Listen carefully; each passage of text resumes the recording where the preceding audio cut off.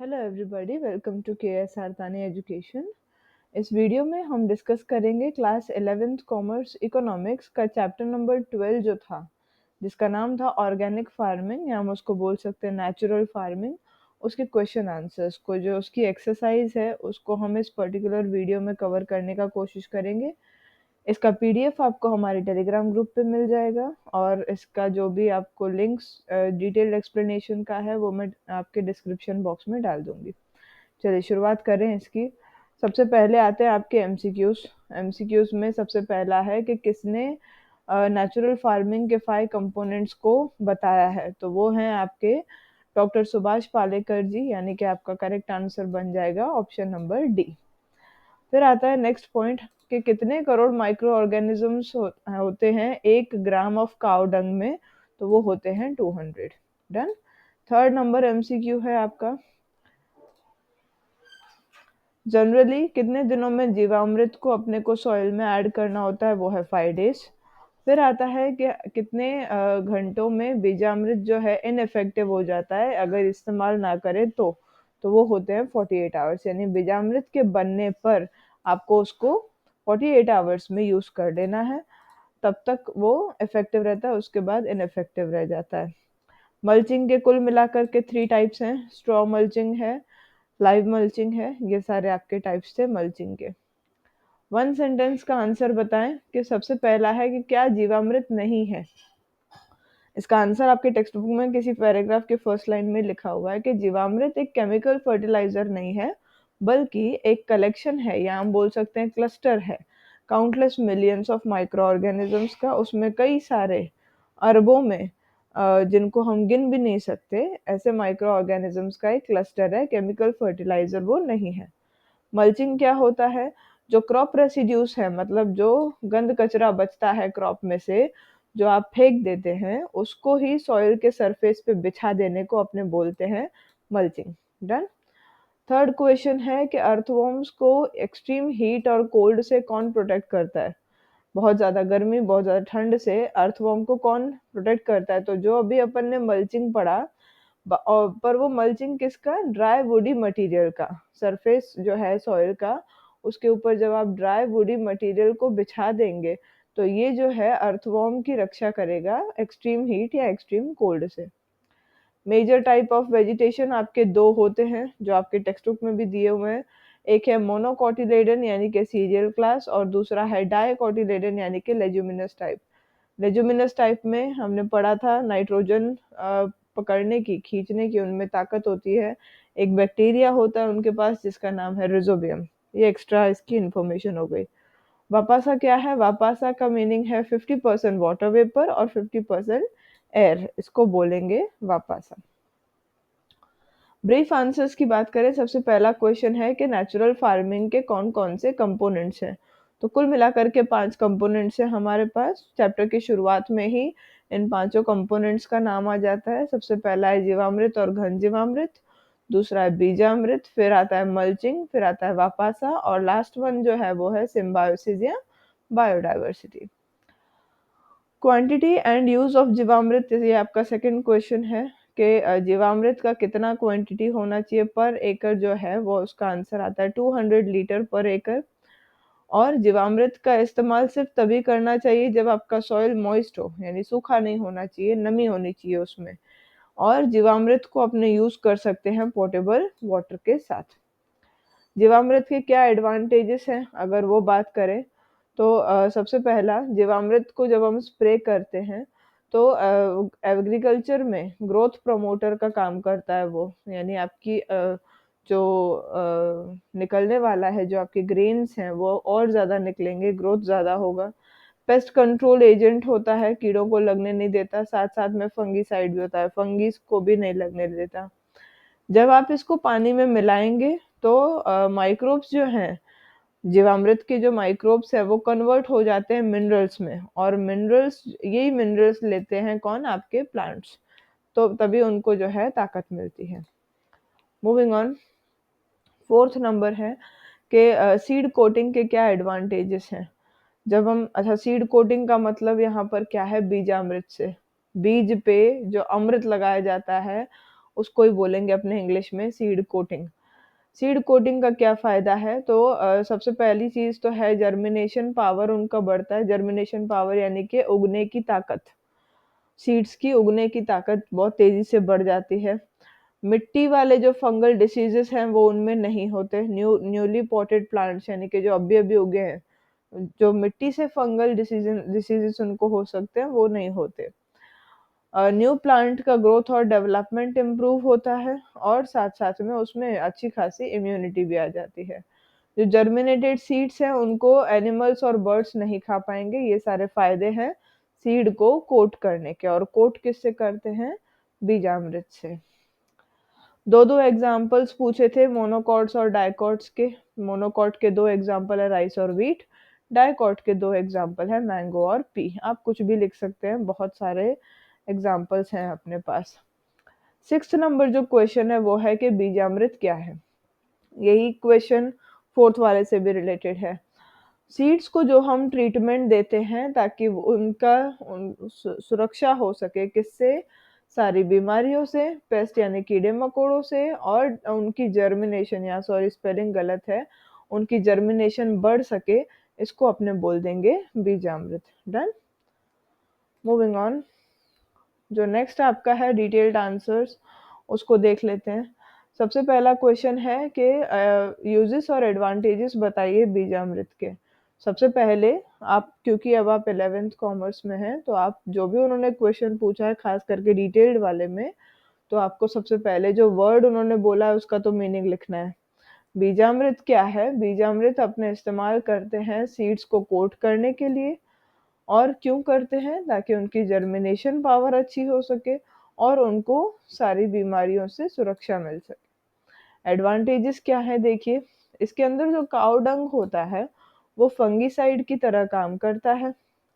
ये हार्मफुल जो फंगाई है, जो सीड्स को अ, बीमार करने की कोशिश करता है, उसको तकलीफ पहुँचाने की कोशिश करता है, उन सभी से दूर रखता है कौन? काऊ डंग। काऊ का यूरिन भी होता है इसके अंदर और वो नेचुरल इंसेक्टिसाइड की तरह काम करता है, कीड़े-मकोड़ों को आगे नहीं आने देता।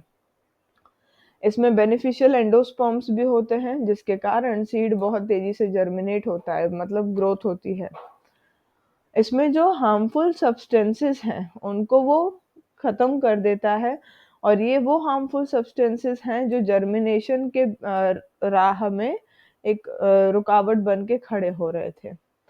अगर हम इसमें लाइम ऐड कर दें, तो पीएच लेवल भी इसका रेगुलेट हो जाएगा और साथ-साथ में इनको कैल्शियम भी मिलेगा, जो अगेन उनके रूट डेवलपमेंट के लिए बड़ा अच्छा है। यूजेस देखें, जो सीड्स बीजामृत से हमने कोट कर रखे हैं, उनको अपन को 7 दिनों में सोन कर देना है, मतलब बो देना है। सॉइल बोर्न फंगल डिसीजेज़ जो होते हैं यंग प्लांट्स में, जो मिट्टी वाली फंगाई है, उससे जो बीमारी होती है, वो नहीं होती। थर्ड है प्लांट की इम्यूनिटी अच्छी बनती है और प्लांट ओवरऑल अच्छे से ग्रो भी कर जाता है। जर्मिनेटेड सीड्स जो हैं, वो भी एनिमल्स और बर्ड्स खा नहीं सकते।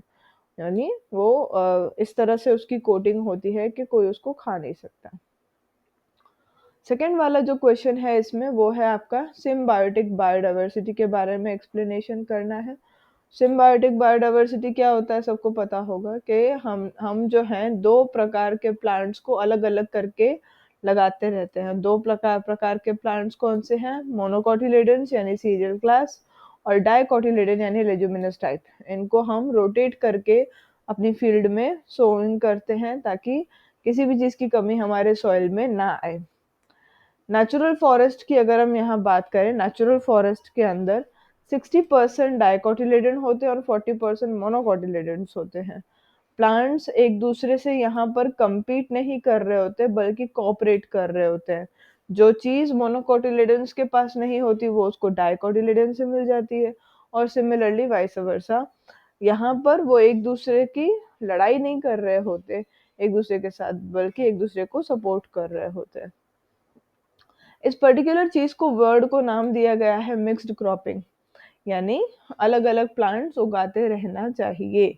नाइट्रोजन फिक्सेशन होता है, जो मैंने अभी शुरुआत में भी समझाया था। जो लेज्यूम्स होते हैं यानी कि जो आपके डाइकोटिलेडन्स होते हैं, जैसे कि एग्जांपल है ग्राउंडनट, चिकपी, ग्रीन ग्राम, इन इनके अंदर नाइट्रोजन को फिक्स करने की एक बैक्टीरिया होती है और इस बैक्टीरिया को अपने बोलते हैं रिजोबियम। डन। ये जो बैक्टीरिया है ये आपके सॉइल में नाइट्रोजन को लेकर के आएगी और इसी नाइट्रोजन को फिर कौन यूज कर सकता है, आपके प्लांट्स यूज कर सकते हैं। सीरियल क्रॉप्स जो हैं यानी जो आपके मोनोकोटिलेडन्स जो हैं, एग्जांपल है मेज, व्हीट और सिजमे, इनके अंदर एक बैक्टीरिया होता है जिसको नाम दिया है एजोटोबैक्टर। ये नाइट्रोजन इनके रूट्स में फिक्स कर देता है और नाइट्रोजन हर प्लांट के लिए जरूरी है। मिक्स्ड क्रॉपिंग से होता क्या है, सॉइल में नाइट्रोजन की कभी कमी नहीं होती। कॉमन पेयरिंग है कि आप एक तरफ मेज को उगाइए, दूसरी तरफ ग्राउंडनट को उगाइए, चिकपी को उगाइए व्हीट के साथ, सिजमे को उगाइए ग्रीन ग्राम के साथ। और हाँ, ध्यान देने वाली बात यह है, इनमें से कोई एक सीरियल क्रॉप होगा यानी कि मोनोकोटिलेडन होगा और कोई दूसरा लेज्यूम होगा, लेज्यूमिनस होगा यानी कि डाइकोटिलेडन होगा। नेचुरल पेस्ट कंट्रोल, इससे नेचुरली आप कीड़े मकोड़ों से दूर रख सकते हैं अपने प्लांट्स को। मिक्स्ड क्रॉप जो है उससे कई सारे जो इंसेक्ट पॉपुलेशंस हैं उनको वो दूर रखने की पूरी कोशिश की जाती है। एग्जांपल है मेज विद ग्राउंडनट, ये टेक्स्ट बुक में भी दिया हुआ है। लेडी बीटल्स जो है मेज के पॉलन पे आती हैं और जब चूजिया पेस्ट ग्राउंडनट पे अटैक करते हैं तो यही लेडी बीटल्स उन पे अटैक करती हैं और पेस्ट कंट्रोल अपने आप नेचुरली हो जाता है।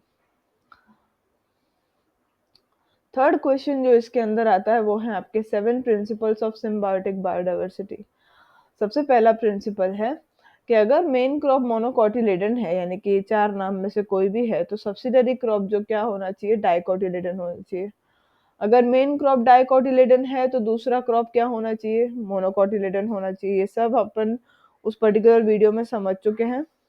अगर मेन क्रॉप जो है डीप रूटेड है, डीप रूटेड का मतलब उसकी रूट्स बहुत ज्यादा गहरी जाती हैं, तो जो इंटर क्रॉप है, जो दूसरा क्रॉप है, वो शेलो रूटेड क्रॉप होना चाहिए यानी उसकी रूट्स इतनी डीप ना जाए। अगर मेन क्रॉप शेलो रूटेड है, जो सरफेस पे ही खाली फैलती है, तो इंटर क्रॉप डीप रूटेड होना चाहिए। आप अगर ध्यान देंगे फर्स्ट वाले का ऑपोजिट सेकंड पॉइंट है, थर्ड वाले का ऑपोजिट फोर्थ पॉइंट है। अगर मेन क्रॉप हाई सनलाइट को टॉलरेट करने की ताकत रखता है, बहुत ज्यादा सूरज की रोशनी को टॉलरेट करने की ताकत रखता है, तो दूसरा जो इंटर क्रॉप है उसके पास ताकत होनी चाहिए लो सनलाइट की। एग्जाम्पल है तुअर और टर्मरिक। इंटरक्रॉप जैसे कि ग्राउंडनट और मेज जो है, इनको प्लांट करना चाहिए ऐसे कंपेनियन के साथ ताकि इंसेक्ट्स मेन क्रॉप पे फीड ना करें, ठीक है। और लाइफ एक्सपेक्टेंसी इंटरक्रॉप की हाफ या less than one third of main crop होनी चाहिए।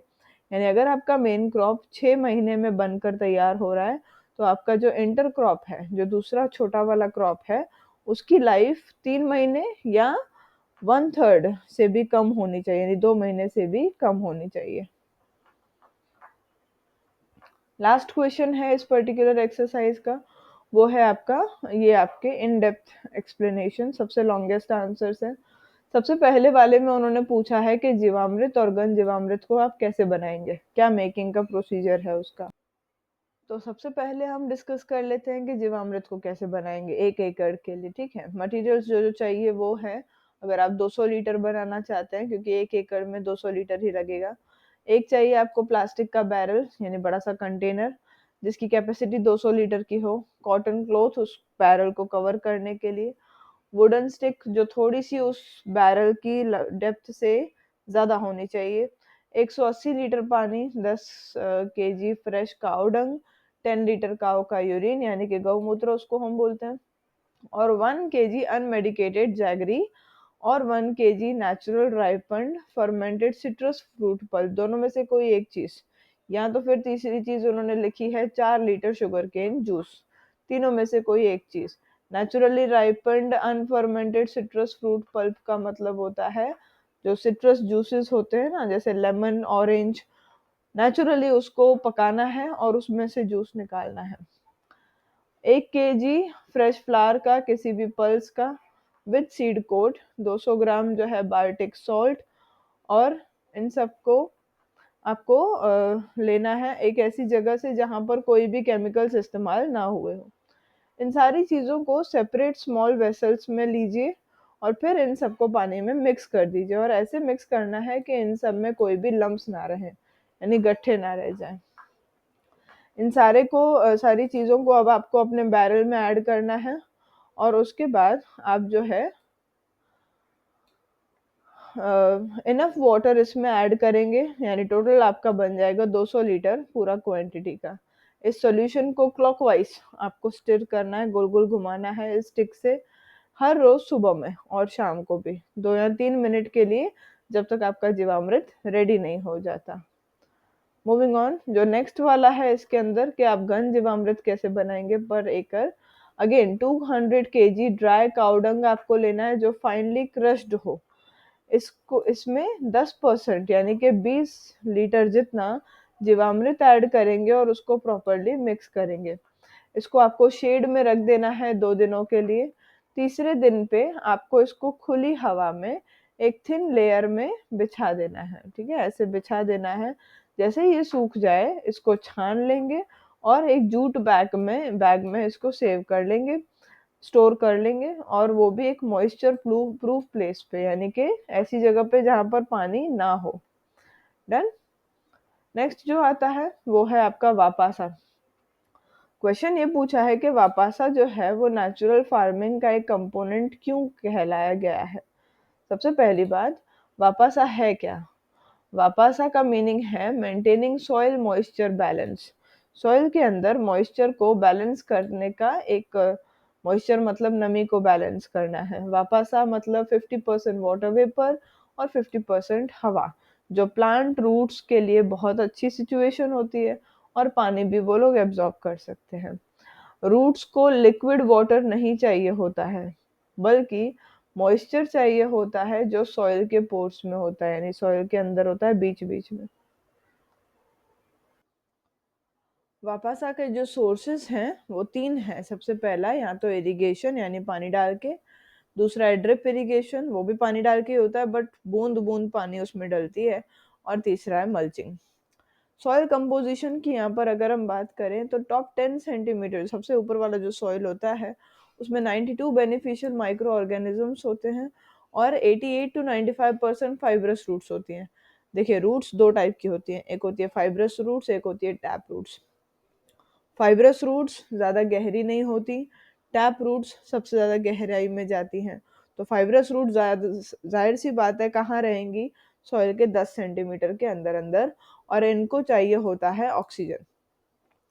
फाइब्रस रूट्स जो हैं वेपर मॉलिक्यूल्स और इनको ऑब्जर्व करता है और न्यूट्रिएंट्स को पत्तों के पास भेजता है ताकि वहां पर फूड प्रोडक्शन हो सके। अगर हम किसी भी प्लांट को ज़्यादा वाटर कर देंगे, ओवर वाटर करेंगे, तो उसके क्या क्या इफ़ेक्ट्स हैं। सबसे पहला, अगर हम सबसे ज़्यादा पानी एक्सेसिव इरिगेशन कर देंगे यानी पानी ज़्यादा डालेंगे, तो सॉइल के बीच में पानी ही फंस जाएगा, हवा नहीं रहेगी, जबकि प्लांट को दोनों चाहिए, हवा भी पानी भी। जब ऑक्सीजन नहीं रहेगा तो बेनिफिशियल जो माइक्रोब्स हैं जिससे हमको फ़ायदा होता है वो मर जाएंगे, फाइब्रस रूट्स भी मर जाएंगी, और साथ साथ में आपका प्लांट ग्रोथ जो है वो रुक जाएगा। स्टंटेड मतलब रुक जाना, ठहराव आ जाना। पत्ते आपके पीले होने लगेंगे क्योंकि उनके पास न्यूट्रिएंट्स पहुंच नहीं रहे, न्यूट्रिएंट्स की कमी हो रही है। कॉमन मिसकंसेप्शन है, लोग ऐसा मानते हैं पर होता नहीं है। ऐसा वो मानते हैं कि केमिकल फार्मिंग नॉर्मली उसमें यूरिया अप्लाई होता है, लेकिन इससे आपका ये रूट का इशू सॉल्व नहीं होता। मतलब जो रूट्स आपकी रूट्स को जो चाहिए वो यूरिया से उनको नहीं मिलता है। बैलेंस्ड वाटर गोल क्या है हमारा? बैलेंस्ड वाटरिंग मतलब क्या? जितना आपको पानी चाहिए, जितना प्लांट्स को पानी चाहिए बस उतना ही दीजिए वापासा फॉर्मेशन के जरिए। ज़्यादा पानी देना और कम पानी देना, एक्सेसिव यानी ज़्यादा, इनसफिशिएंट यानी कम, ये दोनों सिचुएशंस आपके प्लांट की हेल्थ को नुकसान पहुंचाएंगी और सॉइल के स्ट्रक्चर को भी नुकसान पहुंचाएंगी। डन। चलिए आगे बढ़ें। नेक्स्ट क्वेश्चन जो है वो है आपका मल्चिंग के बारे में, कि मल्चिंग जो है आपका एक अगेन कंपोनेंट है ऑर्गेनिक फार्मिंग का, इसको भी अपने को एक्सप्लेन करना है। मल्चिंग के अंदर दो चीजें आती हैं जो अपन ने अपने टेक्स्ट बुक में पढ़ी हैं। एक है आपका लाइव मल्च और दूसरा है आपका स्ट्रॉ मल्च। लाइव मल्च को पहले समझ लेते हैं। लाइव मल्च का मतलब है मल्चिंग बाय इंटरक्रॉपिंग, क्रॉप्स को बदलते रहना। डाइकोटिलेडन जो वीड्स होते हैं वो मिनरल रिच होते हैं और इससे आपकी सॉइल की फर्टिलिटी बढ़ती है। क्यों? क्योंकि उनके लीव्स जब गिरेंगे वो वापस सॉइल में चले जाएंगे और डिकम्पोज हो जाते हैं। डिकम्पोजिशन से आपके टॉप सॉइल में न्यूट्रिएंट्स मिलते हैं और प्लांट ग्रोथ अच्छी होने लगती है। जो डिकम्पोजिशन हो रहा है उससे जो प्रोटीन निकलता है उसके आपके माइक्रोब्स बहुत ज़्यादा एक्टिव हो जाते हैं। इससे अगेन ऑर्गेनिक फार्मिंग और अच्छी होने लगती है। जो धूप आती है सन की उसमें, उससे वहाँ पर वाटर वेपर बनता है और ये जो है डैमेज कर सकता है रूट्स को या माइक्रो ऑर्गेनिजम्स को। मल्चिंग इन सब से इसको बचा के रखता है। क्यों? क्योंकि सन की हीट को वो सॉइल तक पहुंचने ही नहीं देता, रूट्स तक पहुंचने ही नहीं देता।